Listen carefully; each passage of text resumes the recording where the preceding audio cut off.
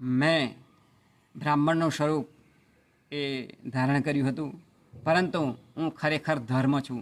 તે જ સમયે બ્રાહ્મણ મટી અને એ ધર્મનું સ્વરૂપ એ પ્રગટ કરે છે અને રાજાને કહે છે હાથ જોડીને, રાજા સાહેબ, આપ માગો, હું તમને વરદાન આપવા માટે આવ્યો છું, કારણ કે તમે સત્યવાદી છો. જે કોઈ વ્યક્તિ સત્યવાદી હોય તેના ત્યાં લક્ષ્મીનો વાસ, યશ, કીર્તિ, યજ્ઞ, દાન આ બધું જ એ મેળવી શકે છે. માટે હું તમને વરદાન આપવા માટે આવ્યો છું. આપ તમે માગો, જે માગો તે હું આપીશ. ત્યારે આ હર્ષવર્ધન રાજાએ કહ્યું કે હે ધર્મદેવ, સદાય તમારી કૃપા મારા ઉપર હંમેશને માટે વરસતી રહે તેવું વરદાન આપો. એટલે ધર્મએ કહ્યું તથાસ્તુ. આમ કહી અને ધર્મ અદૃશ્ય થઈ ગયો. આ તમામ